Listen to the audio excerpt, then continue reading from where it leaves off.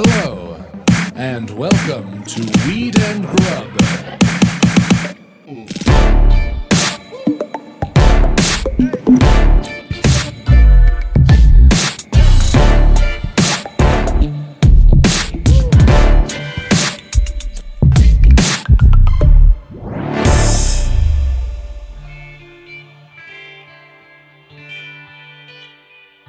I call it my dog walker. What do you mean? Because I'm walking the dog, Yeah. all the time. Yeah. Me and the dog, we're out walking. Uh-huh. And the Airgraft is perfect for like that trip around the block. How many Airgraft hits per block trip? Because I know it vibrates every 1 second, right? Uh-huh. And that gets you like 2 mgs about of Yep. vape. So how many mgs are you getting on that dog walk? If it's a walk around the corner, late night pee, where I cross no streets, I just take all lefts. So I go around the block without having to, subject Archie Moo to any traffic because he gets so stressed out. Mm-hmm. It's one per corner. So One hit per corner. So it's about an 8 milligram vape night walk. Right before bed. That's perfect. Puts me right in the pocket. Yeah. Yeah. Which flavor is your go-to? Mine, I'll just say mine because I don't have a dog, so mine's not nearly as interesting, is probably like the Blue Dream from Flav. That's my go-to. Right now I've got the GMO cookies from Apex extracts in my pen. So you have dessert. Yeah. And then I come home and I have a must-love bananas and I eat my edible and I go to bed. Wow, that's perfect. Yeah. So anyone who's interested in checking out Airgraft, it's a new tech basically that's kind of taken like the tabletop vape experience and turned it into this cool stealthy device. And they're awesome. You can go to airgraft.com and you sign up for membership there, and that gives you unlimited access to their whole library of pods. They're awesome. They're awesome. I love it. And I like that most pods you don't get all the pod. All you don't the get the juice. whole pod. Yeah. There's a little bit of juice in the bottom. You got to tap into your mouth, but you with can't those, get it all. With the older vape carts, a lot of them will heat up unevenly and they'll like waste some of the oil. But they figured out this new tech, so you could actually get 30% more per gram cartridge. Which means that you on a full, let's say you did a marathon with Archie. Okay. You would get 100% pod. Yeah. That's awesome. Airgraft. Take it on a marathon. Yeah, but don't take Archie on a marathon because he is slow. That would be so funny. A dog marathon where it's like, and Biscuits and Trina take the lead. And then they stop to look at a squirrel and smell something. And the whole thing takes weeks to finish. It's so funny. My friend Kate is a runner and her dog Pearl runs with her. And one time Archie and I were staying over and she was like, do you think Archie would want to go for a run? And he didn't. The dog marathon is really making me laugh. It feels like a Family Guy cutaway. They're like, and now the dog marathon. Totally. And then the gun goes off and then they all just start smelling and licking and sitting and dragging and howling. Or there are the few dogs who really do want to run, like the Whippets and the Greyhounds and the German Shepherds and like the big dogs who are ready to go, the Huskies. Yeah. And then over here we have like Amber, who we just met at your parents' house, who was the most hilarious dog. Her eyes were like bulging out of her head. She was a Shih Tzu. 10 years old. The snuggliest little sweetie pie, except I picked her up and then your mom turned around and she was like, I can't believe she let you pick her up because evidently she had just bitten your dad for trying to do the same thing. Right. And like drew blood. So Not you, though. not me. Amber trusted you. She did. Yeah, airgraft.com. Nice tying it all up there. St. Louis was rad. Yeah. Listen, my first time to your hometown. Yeah. It's cool. You do like St. Louis. I had the best fucking time. We did so much cool stuff. Checked a lot of boxes. Yeah, we went to Lawmere Sculpture Park and saw a big deer.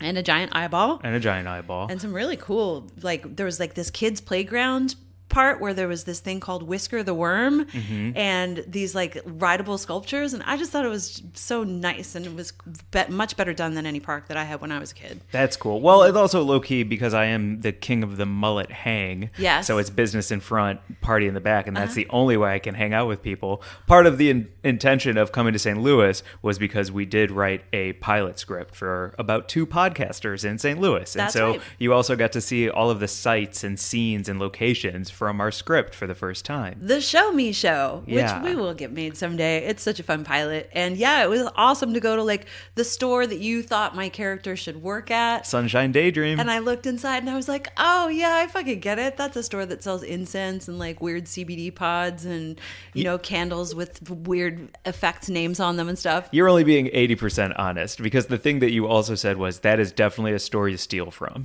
I did. It totally looked like that store that as a teenager, I would walk in with my fingers just itching to steal something. I didn't steal. I did shoplift one time when I was a teenager and I got caught and I was brought home by the police. Oh, and shit. that cured me of ever wanting to shoplift again. And I don't think anyone should ever shoplift, but I understand the impulse when you're a teenager and you go in with itchy fingers because everything's like just little tchotchkes and like the incense, that patchouli smell and everything. Like, it just made me think of all of those stores that, yeah, as a teen, I would go in and just want to put everything in my pocket. Man, I get that. Okay, so we went to the sculpture park in St. Louis. We walked by Sunshine Daydream, which is the place you work in our script, and you tried Emo's Pizza for the first time, which is where I cooked pizzas in their kitchen all through high school to make money, to afford my life. What did you think of Emo's Pizza, the thin crust square beyond compare? Emo's Pizza is the absolute bomb. I loved it. I had such a good experience walking into the store from the moment we walked in. Like, everyone there was just, I don't know, having a great night. I think they were all stoned as fuck. I think so too. That's like a requirement to work there. Like, the drug test has to come back very full of THC.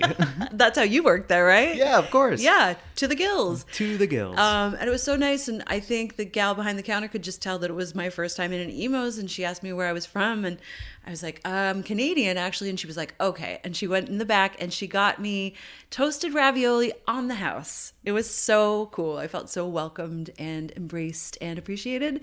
I felt comfortable and appreciated, which I've learned from Love on the Spectrum is all anyone needs. I want to be brave and grateful, and I want to feel appreciated and comfortable. That's right. Yeah. And then Provel cheese, yes. which we did a little bit of research on. So Provel is a very St. Louis-centric cheese that doesn't exist anywhere else. And I'm actually incorrect. It's a cheese product. That's you right. can't actually say cheese because the FDA said there's too many chemicals in here for you to be allowed to call it cheese. Yep. It's a cheese product. It's processed as hell. Yeah, and it is. It's all over the shelves of grocery stores. Mm-hmm. What did you think of that cheese? It's not cheese. Product. It's a mix of Swiss mozzarella and Provolone. Right. Provolone. And it's called Provel. Yes.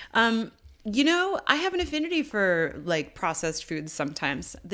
Sometimes it's what you want. Sometimes it tastes real good. Completely agree. American cheese melted on a burger. Yeah. All day, every day. Yeah. It's that snobbery nonsense that gets in the way of some of the most delicious chemicals you can ingest. For sure. You know? And definitely on that pizza, it was absolutely perfect. We got a pie with sausage and pepperoni.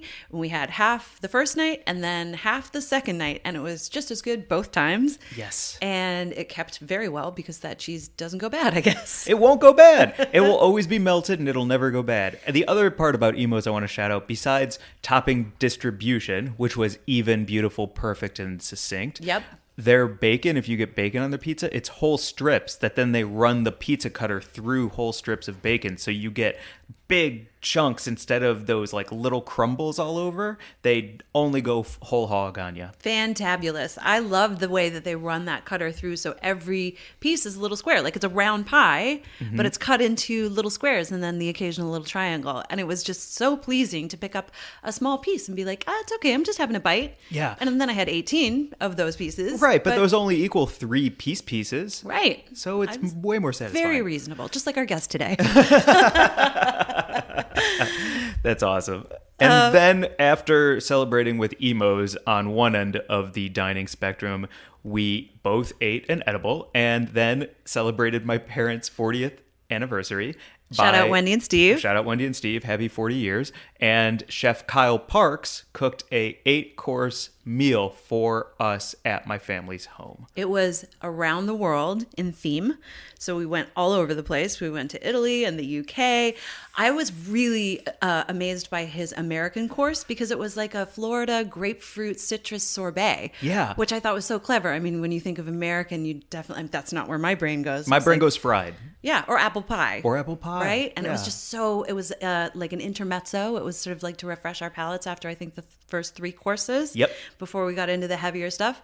Fantastic. Fantastic. And the layout of dishes from like light with that beautiful consomme and a goat with feta. I'll have to look, but it was like, man, I'm going to blank It was on like little duck ravioli and a you. light consomme. Yes. Yeah. Okay. Apologies. Thank you for picking up the slack, because like that was so light and refreshing, and to get heavier and heavier as the courses went on until we're hitting like French food. Yeah. Ooh, It that was- was crazy. And your dad had paired every course with a special wine from around the world. So we had, we started off with a Spanish white, and then we had a very beautiful German Riesling, and then a California Chardonnay. And I'm not normally a fan of California Chards, but that Rombauer was like super tasty. It's like drinking movie theater popcorn butter, but in a crisp, refreshing way. I don't know if that's fair, but that's how it is. I was a little embarrassed when your dad was like, should I open the second bottle? And before like anyone else said anything, I was like, yes. And then he was like, are you sure? And I was like, oh, I'm so sorry. I don't mean to be rude. I am a guest in your home, but please do open it. Thank you. But open that shit, dude. Open it up. Yeah, when you said open that shit, man, I was like, whoa, okay. Wow. I also want to shout out Chef Kyle Parks, because not only did he turn my family's kitchen into a place to create 8 courses for 6 people in a timely manner where that food all rolled out in a consistent, beautiful way. Yeah. But also it was with his fiance. Yes. And that's very exciting too. So shout out to supporting small family businesses. That's right. And I also want to shout out him because the next night he was doing this huge Cajun banquet with an all new type of cuisine. Like he made chicken tikka for us, and the next night he's making things like beignets. He can do anything. So if you are in St. Louis and you are looking for any type of event to be catered by the creme de la creme, the cream of the cream, Chef Kyle Parks is it. Nice. Yeah.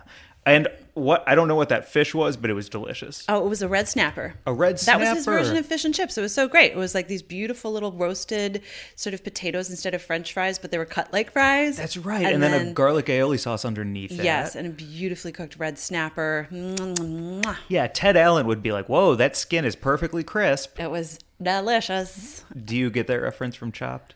I've never seen Chopped. Don't ever see it. You're going to be the only one in the world, Mary Jane. That's so crazy. It's not that I've never seen it. I feel like I've caught bits and pieces, but I've never followed it. I've never really gotten into that particular show. You don't like food competitions unless they're fun and light. I love Nailed It, and I love the Great British Baking Show, but I get very stressed out by most of the competition shows out there. It's weird how in America we can take anything and turn it into feeling like 2 people using a gun. Yeah. Yeah. I just get panicky. I watched an episode of Beat Bobby Flay the other day, and the guy actually beat Bobby Flay, and I was so worried. I was like, oh God, how's this going to go? Yeah. I was like, it's just a friendly Then competition. Bobby Flay buys his entire property and throws him out on the street and opens up his own fish and chip cart because he's like, fuck you, that's my show. I was just so nervous. Like, I don't like seeing Bobby Flay get fucking judged by, who are these people? Who are you to sit in judgment on this man? And also, this poor motherfucker who's going up against Bobby Flay. I just feel real weird for him or her, too. Yeah. So, I don't know. I just get stressed out. I'm a low anxiety TV watcher. That's what's up. You know? Yep. I just watch stuff that makes me feel comfortable and appreciated. Well, oh yeah, go should we ahead. get to the news? Yeah, we're both on the same page. Yeah, it's time because we got to get to our very reasonable, very fabulous guest. I love it. So our news is brought to you by OCB.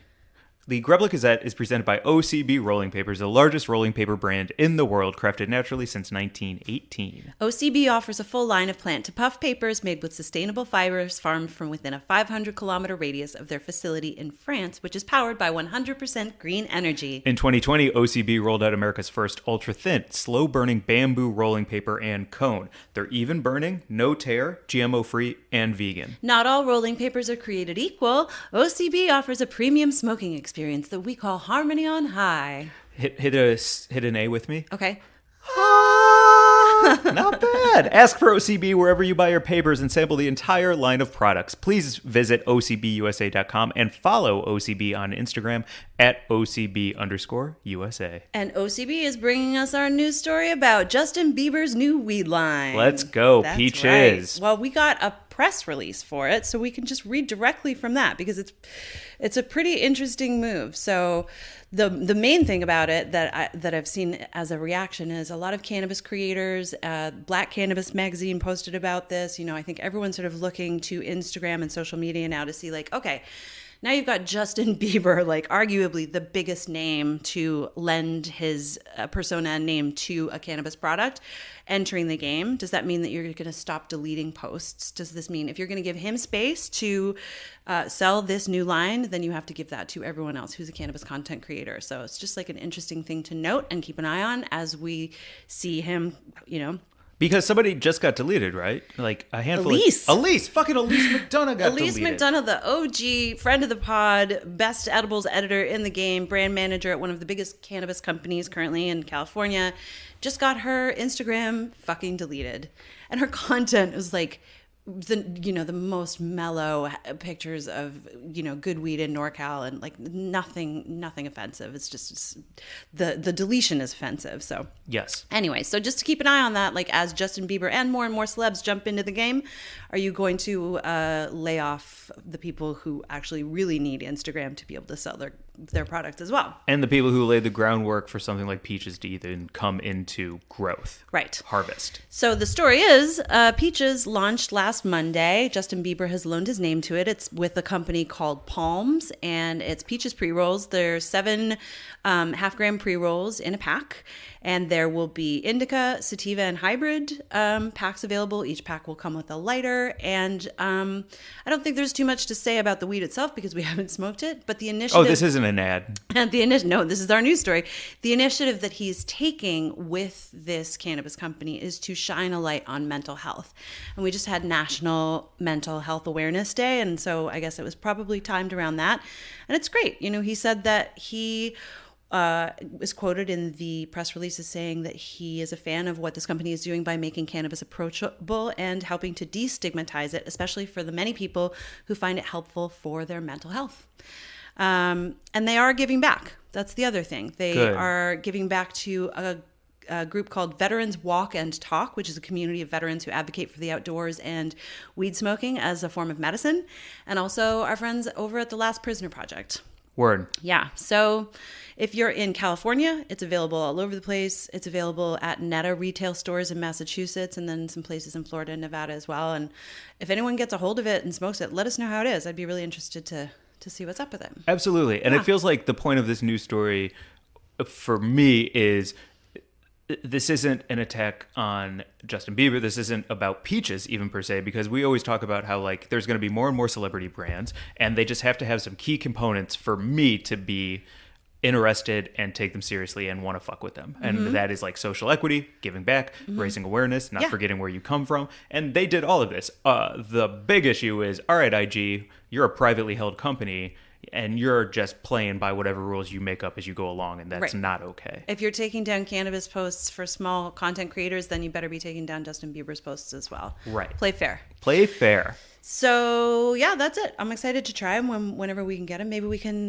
get some when we go to that big festival we're going to in a couple of weeks. Can we talk about that thing yet? I think so. We're going to Outside Lands. I'm so excited. I'm so excited, too. We just got the news. I'm going to see Lizzo. Yeah. I am going to be so stoned and so happy. It's just everything. If you're in the San Fran area, if you're on your way to Outside Lands, if you are wanting to say hey and link up with us, please do. Yeah, let us know. Yeah. Amazing. Cool. Buds of the week? I feel like we should get to Buds of the Week and introduce our guest. Okay. Well, I already did my Bud of the Week, and I will just reiterate. You can follow Chef Kyle Parks at Chef Kyle Parks. It was an incredible menu. The freaking serving sizes were also enormous. By like course 6, I was like, man, I want to keep going, but like I need to stand up and shake my body a bit to make some room. I ate every single bite, and afterwards I had to go to a different room where there were no people. That's a good testament, by the way. That's a good testament. For a few minutes, Yeah. I was like, I just need some space. Especially with that meringue and then that chocolate cake with the my cherry God. ice cream homespun. So good. So good. It was amazing. Who's your Bud of the Week this week? My Bud of the Week is Mike Anthony, who opened for you at the Helium Comedy Club and was so fucking fantastic and fun. He is at The Real Mike Jones, even though his name is Mike Anthony, and Mike is spelled with a Y. on IG, and I was just delighted to get to know him and see his comedy, and I'm excited to follow his pursuits because he's fucking funny and he's fucking cool. And we had a great time. We went out to have some charcuterie and some glasses of wine after your show, which felt very indulgent. It was fabulous. awesome. And yeah, it was just a dope time. So These are good buds of the week. follow Mike Anthony at The Real Mike Jones. And our VIB this week, our very important bud, Andrea Guzzetta. Andrea is an incredible artist and very funny person, professionally funny on occasion. We actually met her at the Alaska Comedy Festival. Where her and I were doing stand-up together. And I think we also did the Gateway show. That's right. Yeah. And now she's devoting all of her time to making incredible art. She just started a Patreon and she's launching a podcast about art history. We get into all of it in our hang with her. And also, we get real because she is such a balanced person. Yeah. I'm kind of jealous of her mind. So Yeah. because she can paint better than anyone I know, and she has a brain and a sensibility that says to me, Mike, you can do better. Yeah, totally. Simple She's as that. Prodigiously talented, incredibly nice, and just an all-around wonderfully rounded human being. And I'm so glad she hung out with us. So without further ado, here is our interview with Andrea Guzzetta.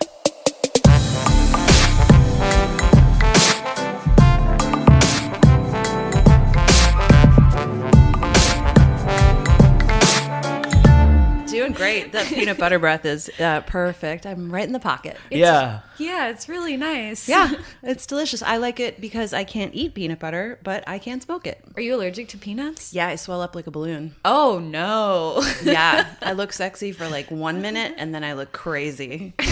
They put her in a CGI suit to do Violet on the new Timothy Chalamet Willy Wonka. They put her in a CGI green screen suit and then fed her peanut butter and filmed Oh, it. So that's that right. she's the blueberry in the blueberry scene. You're actually doing it for art. Yep.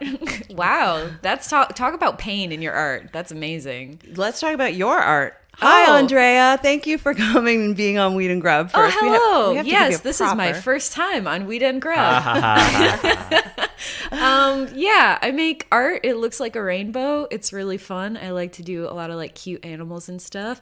And then sometimes I do skulls and talk about my feelings. So yeah. Yes, I want to talk about all of it. And you brought us a little bun, one of your bun series. Yeah, I did a little series of bunnies wearing cute outfits, and this is a bunny wearing a mushroom outfit with a little snail on his hat. It is an Amanita muscaria, I believe. Is that correct? The mushroom? I don't know. I looked up red mushrooms. Hell yeah. You and me both, nerd.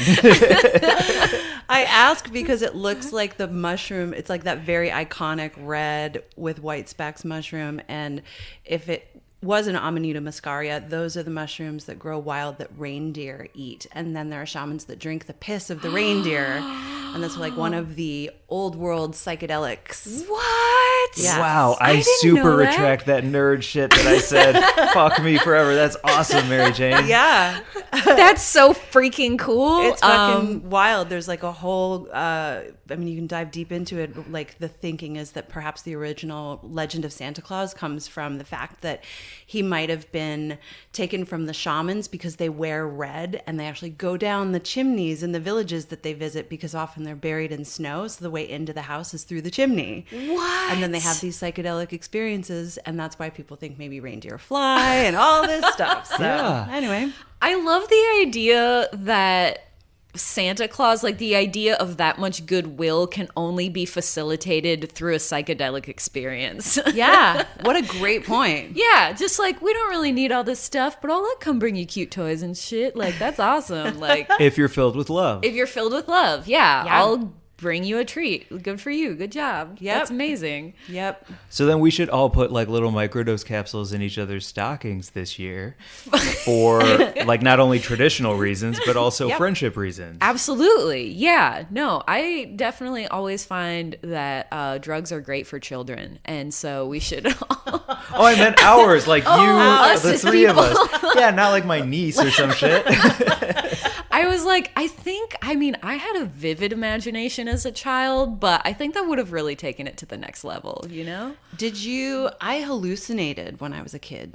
Did you hallucinate? I had a lot of intensely vivid, both dreams and nightmares. and I would like imagine all these other worlds, and like I imagined like that unicorns were real, and I like had a lot of sort of magical thinking as a child. And sometimes I would hallucinate things. It was mostly just like chairs moving, or just like objects moving, or objects having an energy, or like I saw some like demons or ghosts in my house when I was a little kid.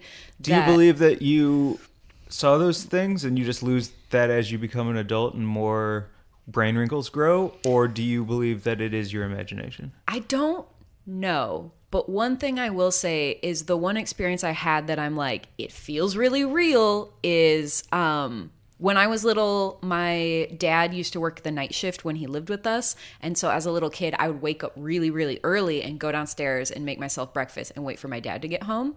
And one morning I was like sitting at the kitchen table and I was like eating my cereal, chilling. And I heard a voice behind me, and my mom has 3 brothers and one of them is special needs. And so he talks in a special way. And I heard his voice. And so I like was like, oh, like, why is my Uncle Keith here? I wonder if like my dad went and got him. Like, I wonder what was happening. I was like really confused, and I turn around and it looked like him, but I was like, but a ghost, but he wasn't dead yet.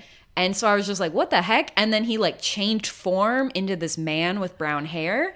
And then he started like laughing at me, and I got really scared, and I ran upstairs and I was like freaking out, and I didn't tell my parents. But years later, after my grandmother died, my mom was like showing us family photos, and she's like, this is your Uncle Keith and this is your Uncle Wayne and blah, blah, blah. And I was like, what's this uncle? I don't remember his name, but I remember meeting him. And she's like, that's your Uncle Stuart. He died before you were born.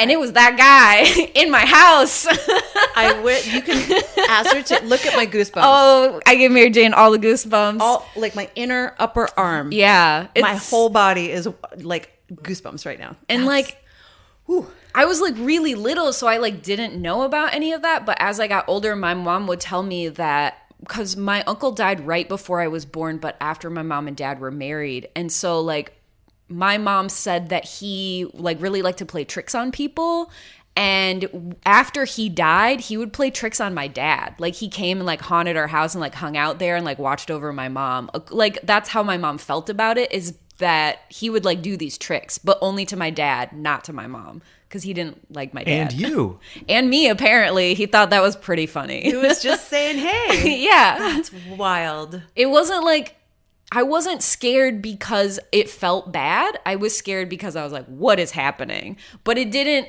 at no point was I like actually afraid that like this thing was going to hurt me, if that makes sense. Yeah. So it was really weird. And then, I don't know. Wow. So maybe ghosts are real. That happened. Yeah. I don't know how to explain that sure otherwise. Did. Wow. I don't even know where to go from there, because I want to talk about your artwork, but that is just, I mean, I guess it's all part and parcel of it. Like that's when you were, how old were you? I was it was before my dad left, so I must have been like 4 or 5. Like I was really little. And then like I didn't recognize him until my grandparents died when I was like 6. So like my childhood was like a lot of traumatic events where like a lot of crazy shit happened. My parents got divorced.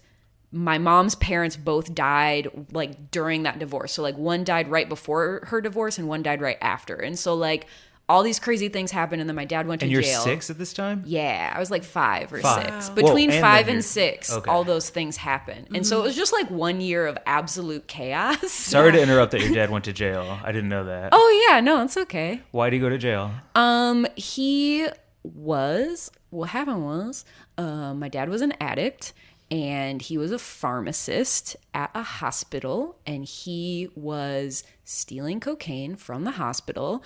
And my mom was afraid that he was going to like get us taken away essentially from being an 100%. addict. So she was like, I gotta divorce this guy. He also like, he got in a car accident with me because he was driving drunk. And so my mom was like, we can't have this. Like my kids are gonna die. We gotta get out of here. And then after that, my dad started like, threatening to like kill her. And so like all the time as a little kid, like in the middle of the night, we'd have to just like leave the house and like go stay at someone else's house, and the cops would come, and it was like this whole thing. And like they were afraid he was going to kidnap me from school. And then when we went one day, like we weren't home, and so he didn't know where we were, but he was like on a bender. And he drove to my grandparents' house because my grandma was in the hospital, but no one was there. So he like shot a lock off the door, stole my grandpa's truck, and then just left his truck there and like just did some shit. And then the cops found him like sleeping it off later, and he was charged with possession of an unlicensed firearm.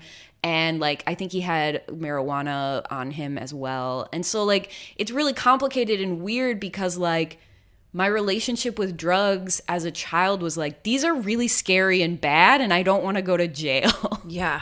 And so it was, like, weird because when my dad was in jail, things, like, chilled out. Like, it was kind of nice. And so when kids are like, oh, no, like, your dad went to jail, I was like, no, this is the best thing that could have happened because everything was so scary before that. And now I know at least, like, I had all these nightmares about my dad, like, killing us and, like, breaking in. And I'm, like, 6 years old. So it's, like, it was nice to just be all like, oh, cool. No one's going to come try to, like, hurt me or kill my mom or, like, anything like that. And so he's fine now. He's, like, great. But, like, it's hard to... I don't know. Sometimes people are like, I think that, we shouldn't jail people. And I'm like, but sometimes we should jail people. Right. Yeah. But sometimes it's good for them a little bit. Yep. So yeah, it's my feelings about like jail and drugs are really complicated because like I think it's really bad a lot of the time, but sometimes it makes me have less nightmares. Right. Lived experience, yeah. And complicated. Complicated. A complicated issue. Super complicated. Such a great reminder. I think, we bang the drum a lot on here about like people who are in prison for cannabis offenses. But Absolutely. we don't necessarily consider the other aspects. I will say this, like, my dad had a lot of chances. My dad's a white person. He only went to jail for 2 years for like having an unlicensed firearm. He drove drunk all the time. He would get pulled over and he'd be like, oh, sorry, like I'm on the night shift. I'm just coming home. And so cops would be like, oh, you're a pharmacist. You work at a hospital. Like, oh, it's fine. Like you can just go. And so they wouldn't ticket him. So part of the issue is that there were no consequences for him for a long time for a lot of his behaviors. And instead of seeing that as like, oh, I barely avoided this, I need to get better, he just kind of leaned into it and was like, I'm invincible, let's keep going. And which, like, it is hard if you have a substance abuse problem to stop doing it and to like know where that line is, because you kind of are like, I'm fine. Like, I'm good at this. I'm fine. When did your feelings shift about weed? I just didn't do it for a long time. So because of everything that happened when I was younger, drugs and even alcohol, and any substance that alters your mind is something that I was really wary of, just because I like to be in control of my own body and I didn't want to do them with people that I didn't feel safe with. And so, like, safety is a big concern, like, psychologically for me as a person. It's where a lot of, like, my anxiety comes from, is, like, not feeling safe places. And so I just didn't do weed really until I was in LA. And I was, like, 29. And Joel Jimenez, who's, like, a really great comedian, we did a show together. And he was like, oh, you want to try this? And I was like, I like all the people I'm with. I feel safe here. Like, yeah, I'll do that. I'll give it a try. But he had to like show me how to, it was a bowl. He had to like show me how to do it. I'd never done it before. And it was like nice. We just like got pizza and hung out. I was like, this is pretty great. What a great roadmap, like the way to get high for the first time. Yes. I'm Yeah. safe. I'm with people I like. I have someone who's going to show me how to do it. Like, Yeah. awesome. Yeah, absolutely. And that's Cool. kind of how I approach all substances, is like the first time I drank alcohol was with my friend Bob, and he like, I was 21, like I was an adult. He like took me out and was like, we will buy a drink. But like, I didn't really drink at parties before that, again, because of the safety thing. Like, I like to drive myself.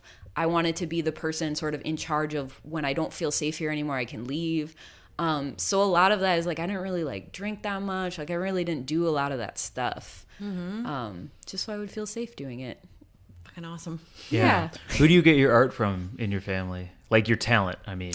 On my dad's side, my grandfather and my grandmother both painted. So my grandpa he was a surgeon and he did watercolors, and then my grandma was a homemaker and she made oil paintings. But my mom is like, it like totally skipped a generation. My dad is not handy. But my mom really loved drawing as a kid. And she grew up in a place, like my mom grew up on a farm, and she wasn't really encouraged to even like go to college. All her brothers got their college education paid for by my grandparents, but she didn't. So she had to like work all through college.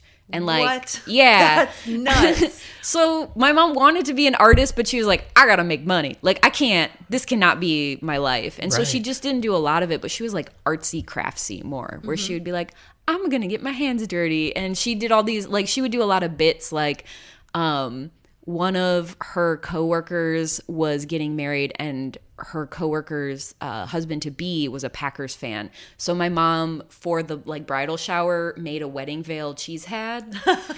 So she got like the cheese head and she like sewed the wedding veil to it. Like, my mom is really funny, and I would say that's where like a lot of my humor comes from, is like she just does bits like that all the time. It's really hilarious. Fantastic.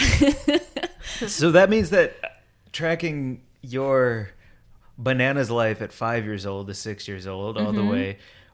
So art was like an escape then, right? Absolutely. That's because I feel like something I'm learning more and more is like kids need an escape from just like everything. But I feel like in certain cases, it's maybe more so than other kids need that escape.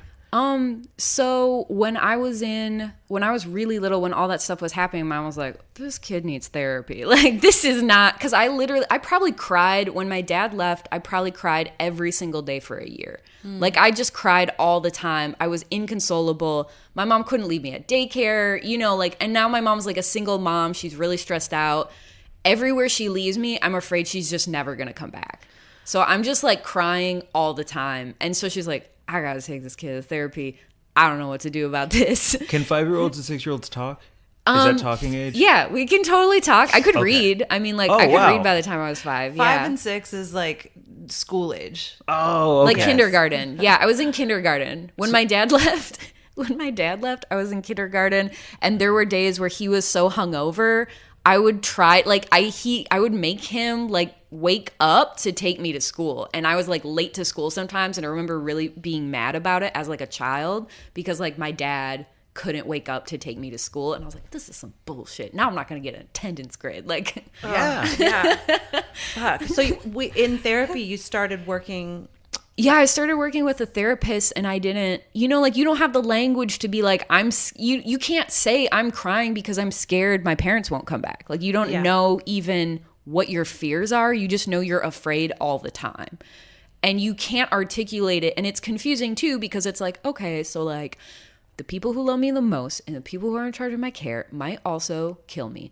And that is confusing. And I don't know what to do with that information. Yeah. So my therapist, like, to get me to verbalize things and even have that vocabulary, my therapist would let me like paint while I would like talk to her. And I kind of just like wouldn't really talk at all until she let me paint. And then I would answer her questions.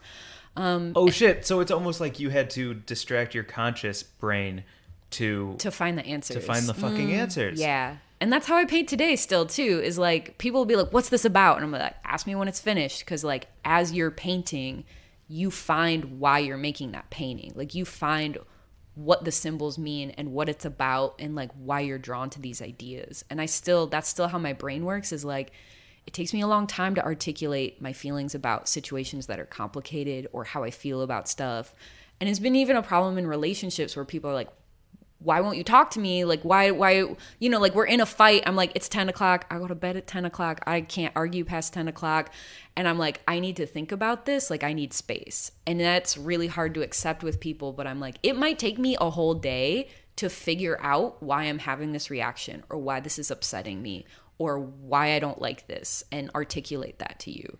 Yeah. And most people aren't cool with that. Well, how I wouldn't. reasonable, like, right? Yeah.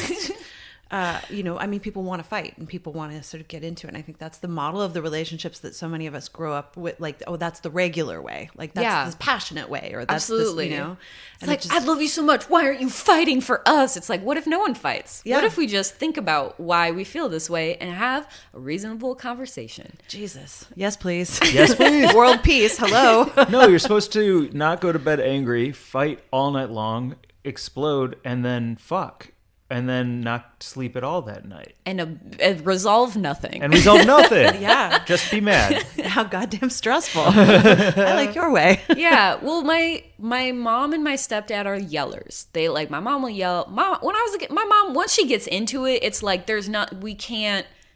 we're not learning anything. Like, now I'm just doing anything you want. Like, I'm people pleasing so that you'll stop yelling at me, because it'll be my whole day. Like, I can't go to sleep, or you'll wake me up early in the morning to yell at me. I can't with this. Whereas, like, in my dad and my stepmom's house, my stepmom's like, we don't yell in this house. If you feel upset, you go think about it. And when you want to talk about it, we can talk. But you never raise your voice to me. And I was like, these are good rules. Like, I like this model of relationship where no one yells. And that is my goal. It doesn't mean I haven't yelled. It doesn't mean, like, I never yell. But it's something that I strive for. You know what I mean? Yeah. I think it's a good goal. Fucking A. Then is the reason that you paint animals because they're unconditional love and they won't ever try and hurt you? I think, like, so my painting comes from, like, two different places. The first place is, like, escapism. So, like, when I'm painting a cute animal, it's just fucking cute. It doesn't have to be anything. It doesn't have to mean anything. This makes me happy. Because now we know where Christmas came from. So, come on. I mean, I definitely, like, I have, like, a cute animal thing where I'm just like, I'm going to make this real cute. And they're cute, and that's it. And that's, like, definitely when I'm going through, like, really, really hard stuff, I want to make cute animals. And then there's the part where I'm starting to dissect the hard things that have happened. And then I want to make art about that. And I want to make art that's about that feeling of, a lot of times, a lot of my artwork deals with a dichotomy. So it deals with two opposing forces. So it deals with, like, death and rebirth, fire and flowers, like destruction and creation. I kind of deal with those concepts that oppose each other at all times, because my belief about the world is that everything is in constant both chaos and order at the same time. Like, things happen, you get this chaos, but then because that chaos happened, like, now new things can grow and new things can happen and your life has space for other things. So, for example, I recently got fired from my job. Fuck that. I got fired about, like, 2.5 weeks ago at this point, and it was, like, really scary. I'm still scared, but I'm just like, well, this is a beautiful opportunity to see how many cute bunnies I can paint in a day, and just kind of figure out what I do really want. Was that a place that was really serving me? Was I actually happy there? Not really. Was it reliable and safe? Yes. Do we sometimes choose to be in relationships or at places because you can rely on them, even though you're not necessarily happy there? Yes. Hell yes. So sometimes the destruction of something that was safe is a gift, because now you have new space for new things. Oh man, that's so good to hear. I stayed at High Times way too long. It was a difficult place for me, definitely at the end, and we decided to part ways amicably. Yeah, but I was given a bit of a nudge, and I'm not going to say I was fired, but they definitely, like, they could have handled it better. And I remember I went over to your house, Mike, and I, like, fell apart. Like, I had a full on meltdown, and I think it might have been my first meltdown in front of you. Definitely not the last, but it was so freeing. Like, the second that had passed, I was like, oh God, I'm terrified, but there's possibility now. Yeah. That's so good. Yeah. And seeing you fly right now, I mean, you've got so much happening. You're making your art. You started a Patreon. I started a Patreon. If you guys want exclusive, adorable stickers, come hang out. You can vote on what the stickers are going to be. There's, like, behind the scenes content about, like, why I make the choices I make when I paint. And I'm showing a lot more of the process. I didn't realize this thing happens sometimes where I'm like, well, this is obvious. And I just, like, don't explain things. And then people are like, wait, why do you do this? But a lot of the things I do in my life are intentional. Like, the clothes that I wear, like, all the things that I do are really intentional. I think a lot about the things that I do, probably because I have really high anxiety. But so like even with painting, like I do a lot of things in a certain way because that's what works for me, and that's why I do them that way. And I didn't realize like, oh, people might not understand why I'm doing this. And so part of the Patreon levels are just more explanations of It's so stuff. soothing too to watch you work. I watch your Instagram all the time, and to watch you, like how you apply gold detail, or like watching something come to life in the layers as you paint them. It's very soothing. Yeah, I really like it. There's something I think,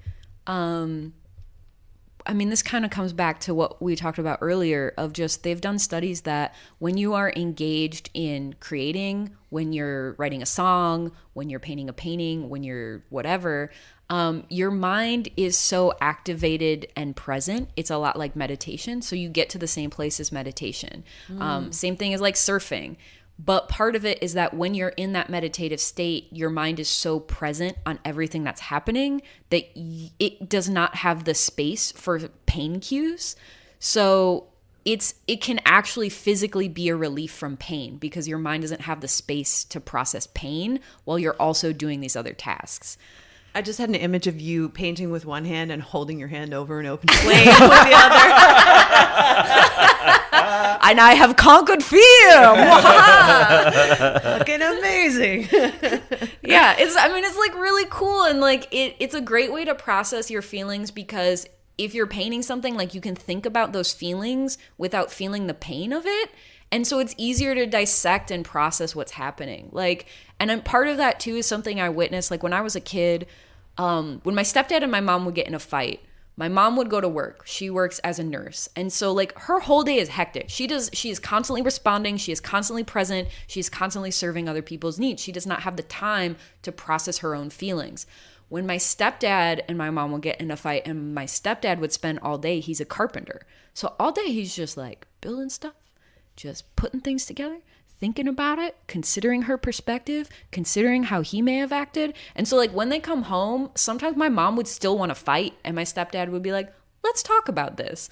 And that perspective, I was like, oh, because he had time to think. Mm-hmm. So like art is like that for me, where it's like, I just need to think about this a little bit in a way where I'm not going to feel all of that. I'm not going to feel like sad or upset or all those things. I'm just going to kind of be here, and those thoughts are going to come and they're going to go. And so like, I find it very helpful. That's so cool. My dad was a fisheries scientist, and I feel like fish for him was his escape. That? Like the way that he could just go to the stream and observe trout for 8 hours. That was his piece well. Did he actually like fly fish and stuff? Yeah, he was I have his some of his flies right over there. Yeah. And it was just like his way of finding absolute peace. And then my mother, like he'd come home and my mom would still be lying on the floor screaming, and he'd be like, Excuse me? No, let me just step over you and make myself a cup of tea. Well, I think, like the more that I'm learning, I'm in therapy. It's great. It's going well. But the more that I learn about sort of your parasympathetic nervous system and the way it reacts is that if you can stop the feeling, like if you can stop your body's physical reaction to like pain, sadness, anger, anxiety, all those things, if you can just stop that for a little bit and hang out, you're interrupting the pattern that creates the cascade of chaos. Like you can still feel sad, you can still be upset, but it's stopping that sort of like spiral to that place where you can't get out of it. And so things like meditation, fly fishing, whatever works for you. Everyone, I think, needs a thing that works for them that does that. Yeah. So reasonable. I feel like this whole episode is just about like finding space and peace and being a reasonable person. Yeah. What if we're just reasonable? What if it's like, people really fuck up? You're also making me think about how people who grow weed find peace in that, like just caretaking, like horticulturalists. Trimming? And, yeah. So right. Nice. Yeah. Yeah. It's a beautiful process. Mm-hmm. Is this why you also do skulls so much? Skulls are I actually collect skulls. I have a whole skull collection. I briefly work for a taxidermist. How Victorian of you. It's very, but I don't have human skulls. I have very spiritual feelings about skulls and bones, especially because like where I grew up in the country. And so we would just find animal bones all the time. So like I've found most of the skulls that I have. And then all of the exotic, like fancy ones are ones that I got from working for this taxidermist. But can you give some examples of the skulls you have? Yeah. So I have a lot of raccoon skulls, like mostly raccoon, honestly. I have a badger skull. deer, a lot of deer skulls. And then the exotic ones are, I have a lion, an African lion. I have a cougar. I have a bear. Whoa. I have a beaver. And I have a, what's it called? Warthog. Wow. This is so neat. Yeah, it's really sweet. They're not all in LA with me. Some of them I stayed at my parents' house because my apartment is small. But I do have the lion, the cougar, and the bear all hang out with me. Wow. So. And what do they mean to you? They're the nugget that we carry our brains in? It's the place I think where your spiritual, like the part of you that is you lives. Where like the part that sees and the part that is. So like I don't like painting my skulls. I don't like altering them. I don't like doing anything to them that takes away the rawness of their skull, because I think when you look at a skull, you can tell a lot. Like you can see like this was an old animal, this was a young animal, this is a thing that happened to you. Like you can even see like scarring and bone stuff. And so it's like it's a way of sort of preserving the sacredness of that life that once existed. And I think it's really beautiful. And so I use them in my paintings a lot. But I also think that like when, I love the idea that when we die, we become part of the universe again. I think that's really beautiful. And I think that spiritually, that's how I feel about it too, is like you're upholding the memory of this thing that existed in an honorable way, not in a way of like, I'm going to like, this is for me or about me. It's just like, this is the rawness of what this creature was. Mm-hmm. I love that. It's a memento mori, right? Absolutely. Yeah. What's that? Can you say more about it? Because I just know the term. Memento mori basically just means a reminder of death. And it was really popular in the like 1600s, 1500s, like to even now. But the idea is that you paint skulls to remind you that life is impermanent. So everything you're doing, it's like, yeah, we're gonna die. Mm-hmm. That's chill. It's Hamlet with the skull in the grave. Oh, yes, Alas, of course. poor Yorick. Yeah. Mm-hmm. I knew him a bit. Yeah. Yeah. I had like a whole thing when I was in high school where I like started having panic attacks. It was when I was going through puberty, which makes a lot of sense. But I started having panic attacks all the time. And I was fixated on my own death. And so I was just like, I couldn't sleep at night because when your heart slows down, when you like calm down, I was like, oh, it's going to stop and I'm going to die. And so I just like didn't sleep for like 3 months. Wow. And had to go see a therapist. And I was like, I'm afraid of dying. And he's like, you will. Yeah. And then we just had to talk about it. That's so awesome. Yeah. So matter of fact and practical and reasonable. Yeah. He was a really good therapist. He made me read, because at the time my parents were very Catholic, and he made me read like Buddhist stuff. And then it brought me into this whole thing of like, what's the right religion? Is there a right religion? Is there a belief system? What do all belief systems have? What do they give to us that's good? And how do belief systems created by human beings, which are flawed, limit the kindness we can show to each other? And I think that religion sometimes does a really bad job of showing kindness because it creates division. Mm-hmm. So it's not for me, but I think there's some like cool stuff in it. I can't even imagine like getting in a fight with you, because I think I would get even more angry with you because you would be able to deconstruct everything in a way that I'm like, yeah, but that's not how the tools I have, you know? Like, that's the thing. I would say this is new for me. This deconstructing thing, I did not always have this ability. Like, I have definitely been in relationships where I'm just yelling and crying and I can't even articulate how I'm feeling. Yeah. And like, being at that place is why I was like, this cannot continue. This is bad. I don't like this. What if we did something else? But the hard thing when you're in those patterns is like, these are all the tools I got. These are all the tools my parents gave me. Like, how am I supposed to do better with these? I don't even know what that looks like.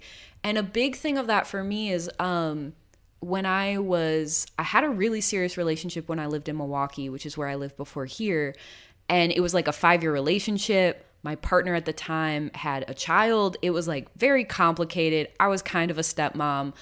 And we did not have good communication tools. Like, he was avoidant and I have abandonment issues. And so we would get in a fight. He would just go leave. I would be like, why is he doing this? Why doesn't he love me? What's happening? And then I would like people please, and we would never really solve the problem. And I went to live with my best friend and her husband. And we lived in a 2-bedroom apartment with collectively 3 to 4 dogs, depending on what dog she was fostering. And they have a really healthy relationship where they talk about things. And like my friend, if she was upset with me, she'd be like, Andrea, we need you to help clean more. And she was not mad. She would just be like, this is what I need from you. I'm expressing my needs. And it was so new to me to have someone express their needs to me and not have it be with anger and not have it be with judgment, just with, I'm telling you what I need from you. And it was like her house. So like, what am I going to do? Argue with her? What is she asking? It's very reasonable. Andrea, will you please vacuum? Like, everything is super cool. And I was like, oh, I want relationships like this. This is great. Yeah. Wow. People saying what they need and not lying to each other and Yeah. like pretending that things are okay. I feel like that's a very, because you were in the Midwest, right? I was in the Midwest. And I would say even like my last relationship, I people pleased too much. Like I would be like, it's fine when it was not fine. Right. And part of that is because I'm sort of just starting to learn now as a 33-year-old adult what my boundaries are, how to express my needs, and how to not take someone like not doing something personally. Would you say that that's a Midwestern quality? Because you're both from the Midwest, right? Like that kind of like not like pretending that things are okay when they're not sort of thing? Or Yeah, like well, I feel It's like a human quality. I feel like, yeah, I would say human, but the way that the media portrays like New York, where Yeah. you're just like, we're the best, that's my bagel, get out of my way, I got things to do. Like, you But know, it is like that. And it is like it that. really is like that. That's my bagel. It's so good. And then in the Midwest, it's just like, it's like slights, and you just like, you take things to heart, but you never bring them up because it's more important to be liked than it is to say Yeah. what you want. It's And I do think there is like a Midwestern, at least media portrayal of that I absolutely fell victim to for a very long time. Yeah, there's a Canadian sort of like it's better to be nice and to be polite than to be honest. This is what I think about the Midwest. This is my theory. I think that if you live in a place where it's really fucking cold and sometimes your car gets stuck and sometimes you can't get out of your driveway and sometimes you can't find stuff at the store, it's nice to be nice to your neighbors because they will help each other. Even if they think Sharon is kind of a bitch, you're still helping each other. Like you can think that, but just be nice enough that you can still get the help you need when something goes fucking crazy. And someone will bring a pot roast when your husband dies and we'll all pretend it's fine. Yeah. Yeah. Yeah, especially around death. Yes. For sure. Death is like death in the Midwest is really bizarre. Yeah. Because like it's like we rally, you make a pot roast, this is what I'm doing, I'm helping. But sometimes the ways I think that people help each other is more about themselves than about the person they're trying to help. Well, they want you to get over it so that they don't feel weird around you. Yeah, kind of. Right? Like, Yeah. I don't want to bring it up, but also I feel like I'm compelled to bring it up. But if you can get over it, boy, oh boy, we never have to talk about that again. That would be great if we just never spoke. Yeah. Right? Okay. Which is super fucked up. Yeah. It's absolutely. super fucked up. Because that pot roast is supposed to fix everything in its doesn't. exchange. And it Yeah. doesn't. Yeah. Well, like even one thing about my mom and my stepdad, it's bad, is that they don't have boundaries. There were not a lot of good boundaries in my house. I don't know what boundaries look like. My mom would like go through my stuff. Like we don't have boundaries. But one nice thing about that is that my mom always said exactly what she was thinking. She doesn't have a great filter. She can sometimes be inappropriate around other people. And part of that is just like, she's just looking for the laugh. But I think I have a little piece of that, of just like, these are all the things I've ever thought. What do you think? I have a really hard time like lying and like pretending I'm fine with things that I'm like, even like that, the passive aggressiveness of being like, it's fine that you didn't do the dishes.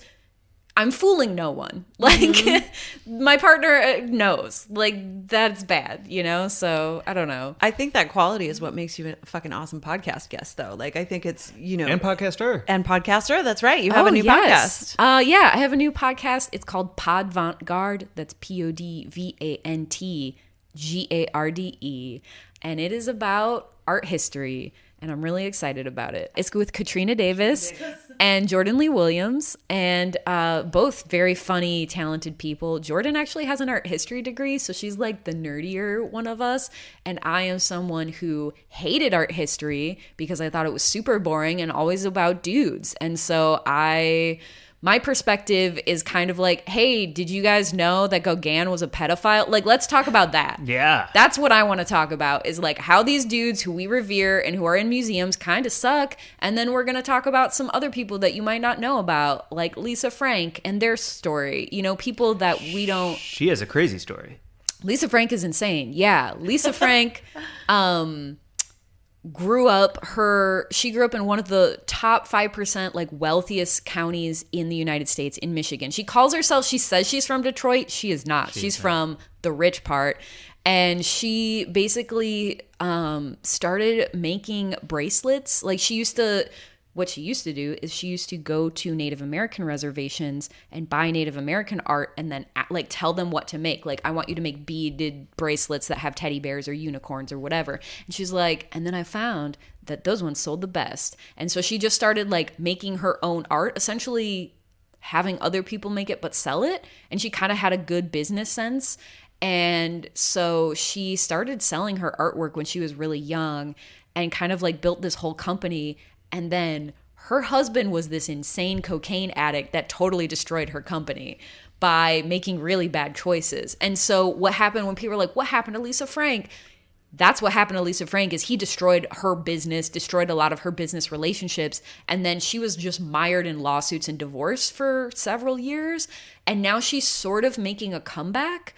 But she also has made some choices. Either she or other people representing her business have made some choices, like stealing the idea for her hotel from a woman named Studio Mucci on Instagram. Or, sorry, her name is Amina. I think her last name is Mucciolo.